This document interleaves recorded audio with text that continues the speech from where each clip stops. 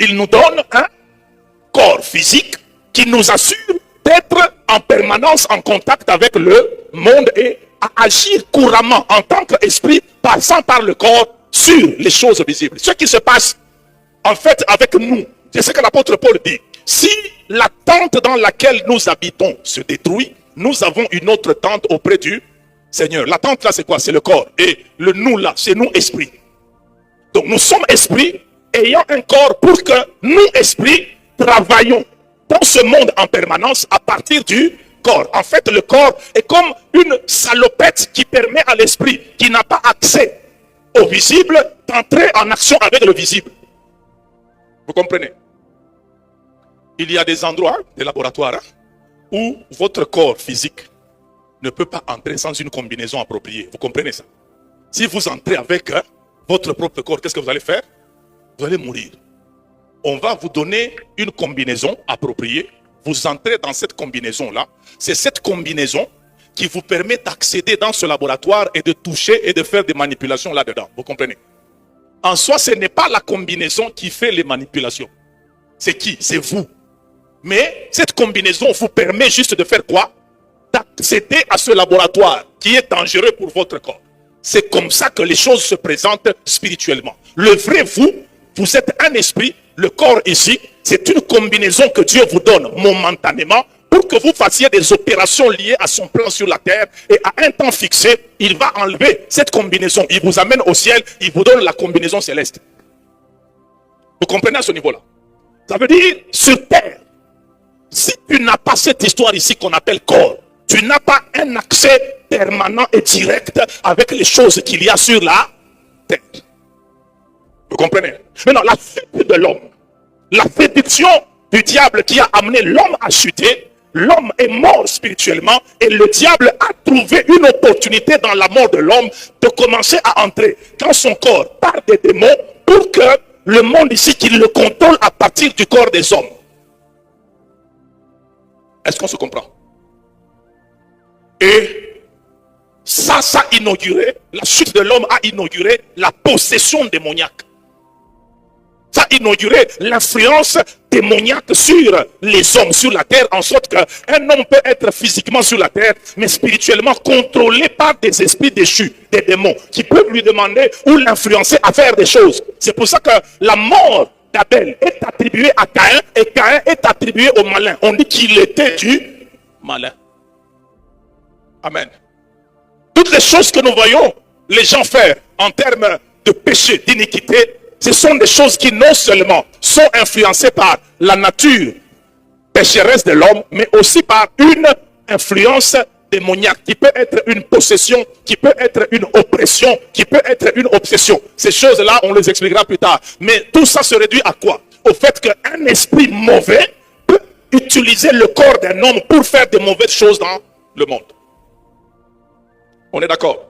Maintenant, à ce niveau-là, si le monde est rempli des hommes ayant en eux des mauvais esprits, la vérité c'est que qui contrôle le monde? Ce sont les mauvais esprits qui contrôlent les hommes, qui contrôlent le monde. Maintenant, si ça continue à rester comme ça, alors que Dieu est toujours esprit qui vient sur un prophète et qui doit s'en aller, qui vient quelque part sur quelqu'un et il doit s'en aller. Regardez même Saül en plein Ancien Testament, qu'est-ce qu'il a connu? Une visitation des mauvais esprits. Quand l'esprit de l'Éternel s'est retiré de lui, qu'est-ce qui s'est passé? Qu'est-ce qui s'est passé? La Bible parle d'un mauvais esprit venant de l'Éternel qui le tourmentait. Et quand cet esprit le tourmentait, qu'est-ce qu'il faisait? Il peut même prendre une épée et menacer de tuer l'homme qui le calme. Est-ce que c'est normal? Là, je parle un peu aux sorciers. Les sorciers, spirituellement, bouffent ou tuent même celui qui lui paie le minerval. Est-ce que c'est normal? Il aime les études, mais il envoûte et il veut tuer. Ça veut dire qu'il y a un raisonnement démoniaque. Il est sous influence démoniaque. Maintenant, si les choses restent à ce niveau-là, à ce degré-là, et que Dieu n'a qu'une influence partielle, intermittente sur les humains, parce que les humains, un, sont des pécheurs, ils ne peuvent pas contenir sa présence, et de deux, ces humains-là sont des mortels, et il peut être de très bonne volonté, mais il meurt. Qu'est-ce qui va se passer? Dieu n'aura pas une influence directe. Il en a besoin aussi. Ça veut dire quelque part, qu'est-ce qu'il doit faire trouver comme formule? Comme le diable a trouvé des hommes en qui il peut mettre des démons, j'ai aussi besoin de quelqu'un qui peut me loger et que j'aille sur la terre pour mener mes opérations en tant que créateur de ces choses-là. Mais le problème que j'ai, c'est que l'homme que j'ai créé sur la terre a désobéi et il est mort. Il me reste quelqu'un au ciel. Vous comprenez maintenant quand Hébreu nous dit, tu n'as voulu ni sacrifice, tu n'as agréé ni holocauste pour le péché, tu m'as formé un corps. Ça veut dire, Jésus, naissant sur la terre, c'est Dieu en train de se former un corps dans lequel il viendra habiter et trouver aussi en tant qu'esprit une salopette qui lui permettrait de travailler dans son plan tout en étant en permanence là. Amen. Est-ce que nous comprenons à ce niveau le bénéfice de la naissance de Christ pour Dieu? Dieu s'est formé un corps dans lequel il est entré pour aussi être dans le temps et agir directement à partir d'un corps, mais aussi en tant qu'esprit sur les choses qui se font sur la terre. Amen. C'est ici que je vous ai parlé de 3 phases. Bon, mettons, on peut me résumer ça en 2. La première phase, c'est quand Jésus naît. Amen. Quand Jésus naît, c'est Dieu qui s'est doté d'un corps physique. Et la Bible dit quand l'enfant va naître, on va lui donner quel nom? Emmanuel, ce qui signifie Dieu parmi nous. C'est que Dieu est entré dans le temps, Dieu est entré dans le monde lorsque Jésus naissait. Amen. Et la Bible dit, Dieu habitait corporellement en Christ, réconciliant les hommes avec lui. Et la Bible ajoute même que personne ne vous séduise sur ceci ou cela. En Christ habite corporellement toute la plénitude de la divinité. Ça veut dire, quand Dieu a trouvé que le corps de Jésus a été enfanté dans le monde, c'est personnellement Dieu qui entre et qui dit, vous comprenez pourquoi les premiers à se réjouir, ce n'est pas les habitants de la terre, ce sont les habitants du ciel. Les anges. Hein? Donc le premier bénéfice de la naissance de Christ est réalisé par les êtres célestes. Ils ont compris que nous n'avons jamais vu Dieu dans un corps. Maintenant, nous allons voir Dieu. Nous adorons de l'autre côté. Nous allons le voir à l'œuvre dans le monde. Et voyez comment la naissance de Jésus a débloqué l'activité évangélique. Ça, c'est fantastique. À l'époque de Daniel, pour que l'ange Gabriel qui parle à Zacharie, qui lui parle avec toute assurance, j'habite devant Dieu, je me tiens devant Dieu, et tu vas avoir la bouche fermée jusque... Allez demander un peu à Gabriel, toi qui as fermé la bouche à Zacharie, à l'époque de Daniel, tu faisais combien de jours pour apporter un message à quelqu'un? Et pourquoi? Hein? Allez un peu lui demander, Gabriel, explique-nous, le jour où vous êtes de l'autre côté, hein? Allez un peu lui demander, Gabriel, explique-nous, qu'est-ce qui a fait que Daniel priait, et tu lui as même dit, dès le premier jour où tu as eu à cœur de t'humilier et de comprendre, une parole est sortie pour toi. Et je suis venu pour te l'annoncer. Mais le prince de Perse m'a retenu combien? 21 jours. C'est que la parole adressée à Daniel, tout ce que Daniel attendait que l'ange lui a expliqué là, ça devait être expliqué le premier, mais le diable a empêché Gabriel de le faire. Le premier jour, Gabriel a su traverser, il est arrivé le 21. Maintenant, demandez à Gabriel, qu'est-ce qui s'est passé pour que tu puisses avoir 21 jours de stop, d'halte, de retard, et que Daniel reste affamé là-bas. Il va te dire, hein, le prince, Satan m'a résisté. Et quand Satan a résisté, qu'est-ce qu'on a fait? On a envoyé, il a dit, on a envoyé à son secours Michel, l'un des principaux chefs. Ça veut dire qu'il fallait un ange de rang supérieur pour venir dire à Satan, Fungulandia. Et puis, Gabriel est passé. Je ne sais pas si le retour a été facile. Peut-être que ça a encore pris 21 jours. Peut-être qu'on l'a encore résisté 21 jours et il fallait qu'on envoie encore Michel. Ça veut dire que pour aller assurer une opération de donner le message à Daniel, Gabriel a dû perdre une quarantaine de jours juste pour arriver sur terre et puis retourner au ciel. Mais quoi, on va compliquer ça? Mais lorsqu'il s'agissait d'annoncer la naissance de Jésus, ça a été annoncé pas à quelqu'un en prière, à une femme qui était chez elle, qui ne priait pas. Vous voyez la puissance ou l'autorité de ce message-là. Ça veut dire, lorsqu'il s'agit d'aller annoncer que Jésus doit naître, on n'avait pas besoin que quelqu'un prie sur la terre. Marie n'était pas en prière comme Daniel qui a attendu 21 jours en prière, en jeûnant et tout ça. Marie ne prie pas. L'ange vient vers une personne fiancée. C'est sûr que Marie attendait Joseph. Mais le poids du message que Gabriel a reçu, parce que la vérité c'est laquelle? C'est pendant la conversation entre Gabriel et Marie. Une fois que Marie croit à ce qu'on lui dit, la conception commence. Donc, il y avait un poids dans le message que Gabriel avait qui a dégagé le monde spirituel, qui a fait que même si quelqu'un ne prie pas sur la terre là, ce message va arriver. C'est le message du Créateur en personne qui va aller entrer dans la matrice d'une vierge et qui doit entrer dans le monde après que cette vierge là ait dit qu'il me soit fait selon tes paroles. Amen. Ici, vous allez voir que 9 mois après, quand Jésus naît, on dirait que les anges ont pu dire, même des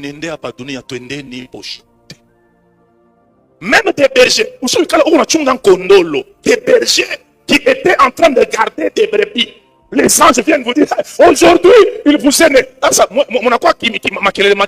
Comment tu l'aurais quoi, Daniel? Mon enfant manqué. Ça veut dire, la naissance de Jésus leur a ouvert une liberté de circulation qui a fait que Dieu a trouvé la possibilité même de dire aux anges, allez, moi, je ne me pas donner à parler. Moi, je ne me parler. Ah, ça c'est le bénéfice de la naissance de Christ du côté du ciel. Ça, c'est l'un des premiers bénéfices. Et je viens de vous donner la première phase. Et puis maintenant, la deuxième phase qui permet à Dieu de trouver un droit d'action permanent sur la terre.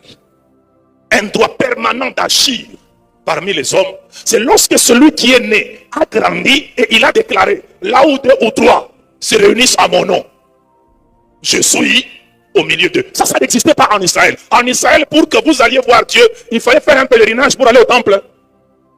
Et puis quand on a fait au temple, il faut pas te bacambiste.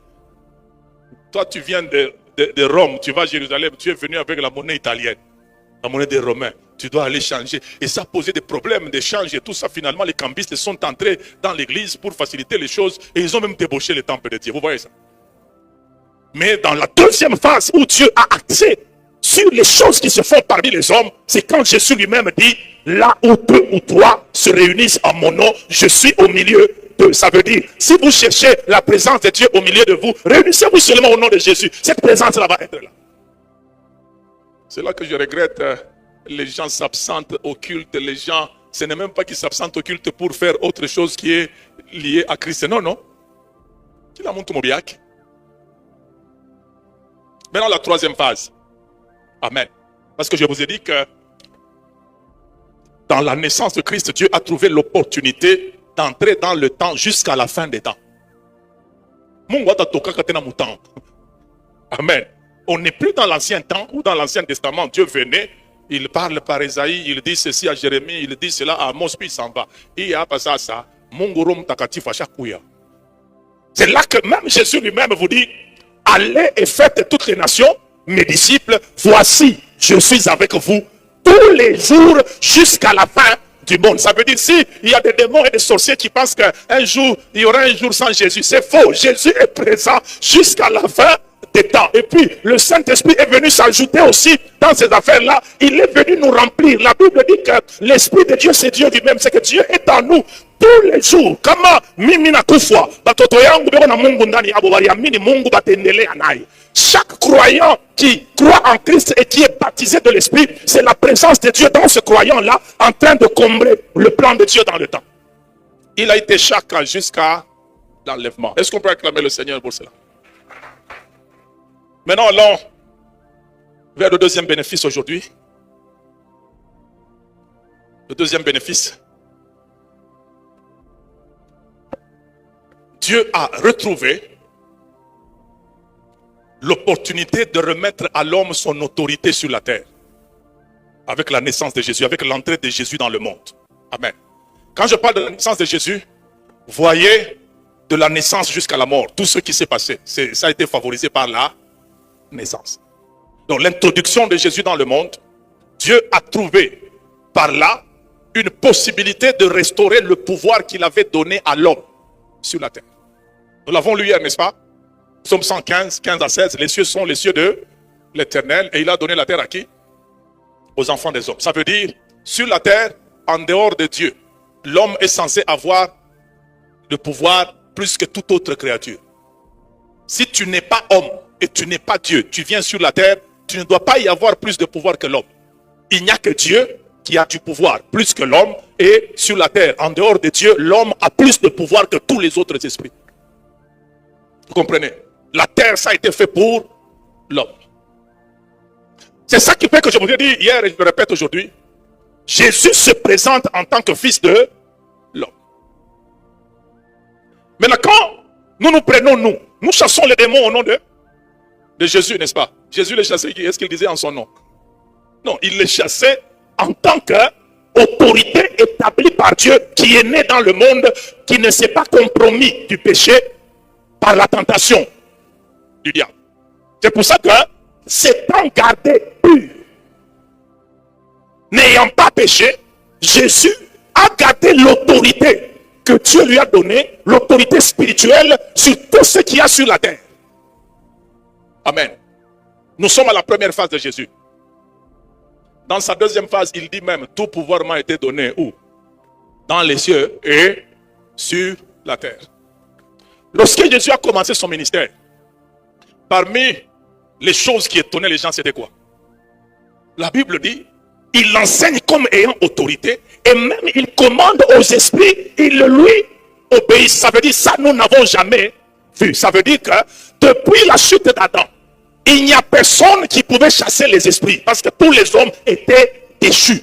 Les hommes ont perdu leur nature divine, leur ressemblance à Dieu. Ils ne pouvaient pas avoir du pouvoir sur les esprits. Les esprits ont envahi la terre, les esprits ont même envahi les vies des hommes parce qu'ils ont été déchus. Ils ont été diminués par le péché. Le péché, ça diminue en pouvoir. Amen. Maintenant, Jésus nous est présenté sans péché. Amen. Voici l'agneau de Dieu, qu'est-ce qu'il fait? Qui ôte le péché du monde. Tu ne peux pas avoir le péché et ôter le péché. Il faut que tu sois sans péché pour ôter le péché. Et c'est le péché qui nous a affaiblis. Jésus ne l'avait pas au-dedans de lui. C'est ça qui a fait sa force sur les puissances des ténèbres. Et regardez à la tentation. Qu'est-ce que Satan cherchait? De l'affaiblir. Si tu es le Fils de Dieu, transforme ces pierres en pain. Bon, si tu ne comprends pas que tu es fils de Dieu sans transformer les pains, tu vas transformer, non?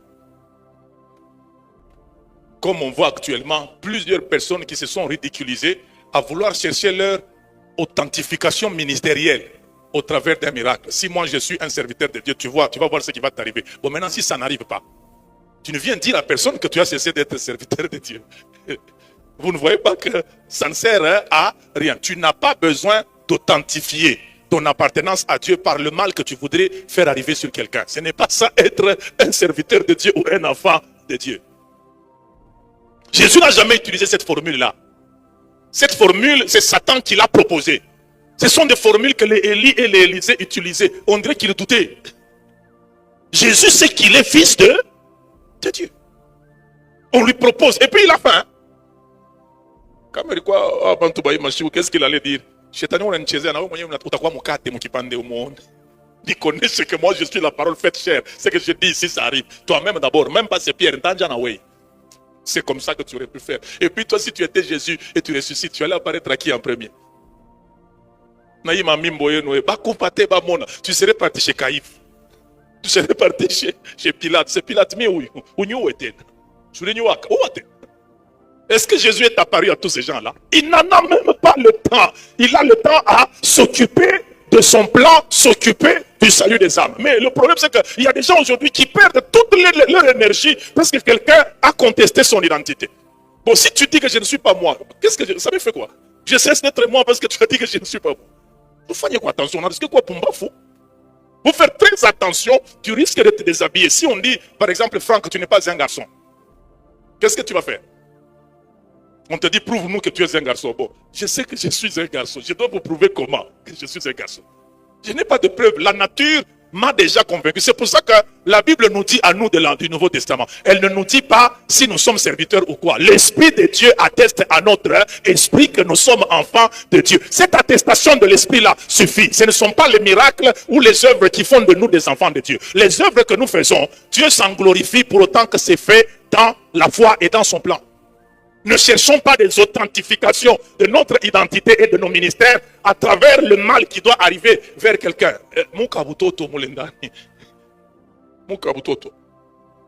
Vouloir montrer qu'on a du pouvoir. Il faudrait que quelque chose de mal arrive à quelqu'un pour que toi tu sentes que tu as du pouvoir.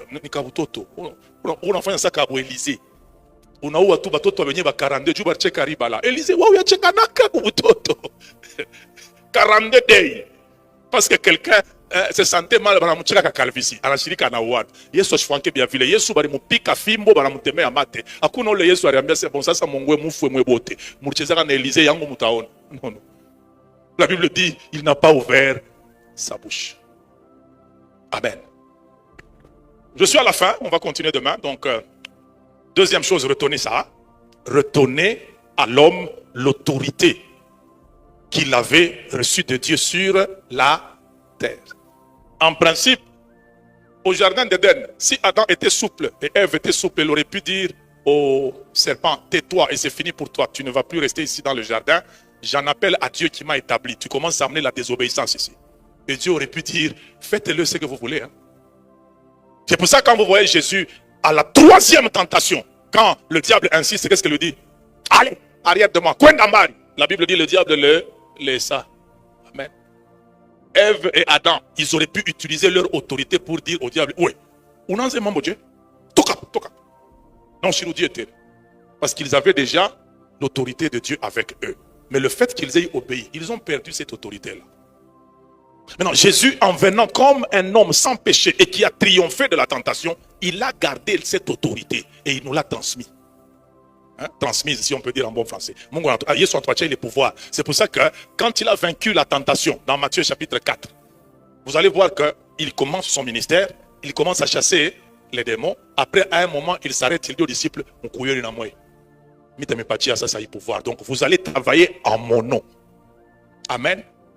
Kama tunabakia pashi benyewe, hatuna na pouvoir kwa shetani, juu tuko na nzambi mingi sana. Tunapitiaga wapi? Mujina ya Yesu amikala ke nzambi. Amen. Dieu mwile jina muko autorité na autorisation ya kubafukusha. Amen. Que Dieu vous bénisse. Est-ce qu'il y a des questions? S'il y en a, on répond. S'il n'y en a pas, on fait les offrandes. Et nous allons nous retrouver demain pour voir les autres bénéfices. Il y a des questions?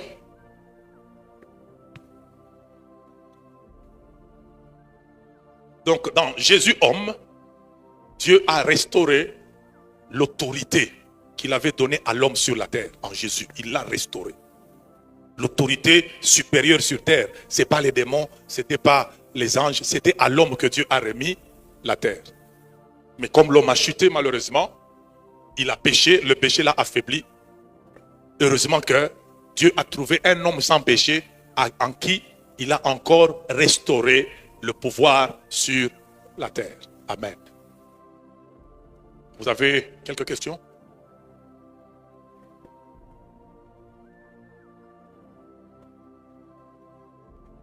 Il n'y a pas de questions. Amen. On peut passer à autre chose? Nous allons prier avant de nous séparer. Nous allons prier selon la dernière chose que nous venons de voir, à savoir l'autorité que Dieu nous a donnée dans la personne de Christ. Nous avons été restaurés, pas directement par nous-mêmes, mais restaurés dans la personne de Christ. Tout ce que nous allons faire, ou tout ce que nous pouvons faire, qui peut mettre l'ennemi en difficulté, ça doit se faire au travers l'œuvre et la personne et le nom de Jésus-Christ. Amen. Maintenant, tiens-toi debout en tant que sauvé et tu vas bénir Dieu pour le salut bénir Dieu pour la restauration de l'autorité que tu as reçue au travers de l'œuvre de Christ. Prions dans le nom de Jésus. Seigneur, nous élevons nos voix et nous te glorifions. Nous te célébrons, nous te magnifions, selon que la Bible le déclare dans Psaume chapitre 8, que ton nom est magnifique sur toute la terre. Oui, tu as donné à Jésus ce nom-là, le nom élevé au-dessus de tous les noms, le nom dans lequel tu as investi toute l'autorité de chasser les démons, l'autorité de triompher des maladies, l'autorité de triompher de tout autre nom gênant, quel qu'il soit et d'où qu'il vienne, selon qu'il est écrit, tous les genoux fléchissent et toute langue confesse que Jésus-Christ est Seigneur, à la gloire de Dieu le Père. Nous célébrons l'autorité royale de Jésus qui est né dans ce monde, l'autorité royale du prince de la vie qui est né sur cette terre et qui est sorti du sein virginal de Marie, qui a grandi, qui est mort sur la croix, ressuscité au troisième jour, qui est monté au-dessus de tous les cieux et qui remplit toutes choses.